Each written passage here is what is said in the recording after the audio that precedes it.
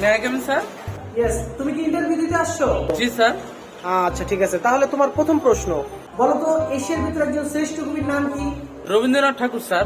বাহ, genius genius. দ্বিতীয় প্রশ্ন, বাংলাদেশের একজন শ্রেষ্ঠ দেশপ্রেমিকের নাম বলো তো। স্যার বাংলার বাগ একে ফজলুল হক। অসাধারণ অসাধারণ। আচ্ছা তাহলে তোমার তৃতীয় প্রশ্ন, বলো তো বাংলাদেশ কত সালে স্বাধীন হয়েছিল? স্যার স্বাধীন হওয়ার কথা ছিল 1948 সাল, কিন্তু হয়েছে স্যার 1971 সালের 16 ডিসেম্বর। Good good. এবার তোমার শেষ প্রশ্ন, বলো তো আকাশে কতগুলো তারা আছে? স্যার এটা তো এখনো সঠিকভাবে জানা যায়নি, তবে বিজ্ঞানীরা গবেষণা করছে। অসাধারণ অসাধারণ। এবার তুমি আসতে পারো। Thank you sir. ভাই ইন্টারভিউ দিয়ে এলেন? সবাই ইন্টারভিউ দিয়ে এলাম। কি প্রশ্ন জানবো? ভাই প্রশ্নের কথা তো মনে নাই ভাই, উত্তরের কথা মনে আছে। আচ্ছা ভাই উত্তরই কর। এই আপনার রবীন্দ্রনাথ ঠাকুর, বাংলার বাগ একে ফজলুল হক। ভাই প্রশ্ন এই দুইটাই? ভাই প্রশ্ন আরো দুইটা আছে। আচ্ছা ভাই কর।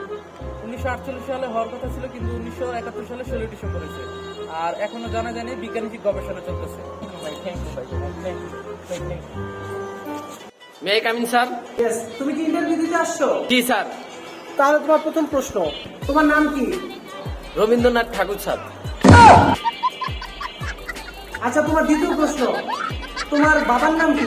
বাংলার টাইগার একে ফজলুল হক। তোমার তৃতীয় প্রশ্ন, তোমার জন্ম কত সালে? 1948 সালে হওয়ার কথা ছিল, কিন্তু 1971 সালে 16 ডিসেম্বরে হয়েছে। এই বেটা, তুই কি পাগল হয়ে গেছিস? এখনো জানা যায় নাই স্যার, বিজ্ঞানীরা গবেষণা করতে আছে।